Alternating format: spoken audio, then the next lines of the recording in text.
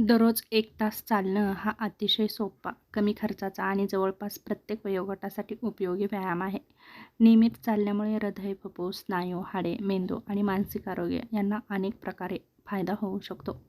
हृदयाचं आरोग्य सुधारतं. नियमित चालण्यामुळे हृदयाची कार्यक्षमता सुधारते, रक्ताभिसरण चांगलं राहतं, हृदयविकाराचा धोका कमी होण्यास मदत होते, रक्तदाब नियंत्रणात राहतो. नियमित चालण्यामुळे रक्तदाब नियंत्रणात राहण्यास मदत होते. उच्च रक्तदाब असल्यास कोणतीही औषधं स्वतःहून कमी करू नका किंवा स्वतःहून घेऊ नका. नियमित चालण्यामुळे वजन नियंत्रणामध्ये राहण्यास नक्कीच मदत होते. 1 तास चालल्यामुळे शरीरातील ऊर्जा खर्च होते. आहारावरही नियंत्रण ठेवलं तर वजन कमी करण्याचा प्रयत्न केला तर चांगलीच मदत होऊ शकते. पोटावरील अतिरिक्त चरबी कमी होऊ शकते. त्याचप्रमाणे आपल्या रक्तातील साखरेचं प्रमाण सुधारण्यास नक्कीच मदत होते. चालण्यामुळे स्नायू ग्लुकोजचा वापर करतात, त्यामुळे आपल्या शरीराची नियमित हालचाल राहते आणि रक्तातील साखर नियंत्रणामध्ये राहण्यास नक्कीच मदत होते. त्याचप्रमाणे कोलेस्ट्रॉलच्या नियंत्रणालाही मदत होते. नियमित व्यायाम केल्यामुळे रक्तातील चरबीचं प्रमाण सुधारण्यास मदत होते. त्याचबरोबर पायाचे स्नायू मजबूत होतात. चालताना मांडी, पोटरे, नितंब आणि पायांचे अनेक स्नायू सक्रिय होतात, त्यामुळे पायांची ताकद आणि सहनशक्ती वाढण्यास मदत होते. हाडांसाठी फायदेशीर आहे. नियमित वजन उचलणाऱ्या स्वरूपाचा जर आपण व्यायाम केला तर हाडांची मजबूती वाढते, सांध्यांची हालचाल टिकण्यास मदत होते. हलकं आणि नियमित चालणं शरीराची हालचाल कायम ठेवण्यास मदत करतं. सांध्यामध्ये तीव्र वेदना किंवा सूज असेल तर व्यायामाची योग्य पद्धत डॉक्टरांना समजून नक्कीच घ्या. पचनक्रिया सुधारण्यास मदत होते. जेवणानंतर हलकं चालणं पचनक्रियेसाठी नक्कीच उपयुक्त ठरू शकतं.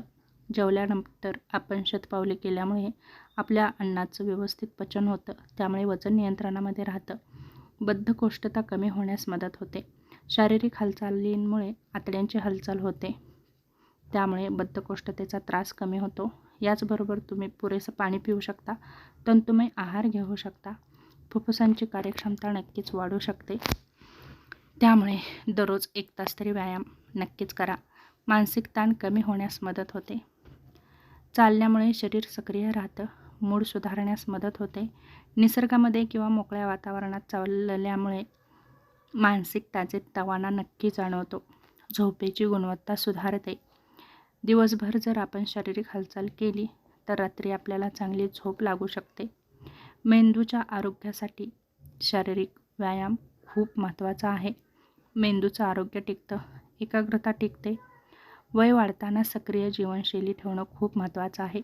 शरीराची ऊर्जा आणि स्टॅमिना वाढतो.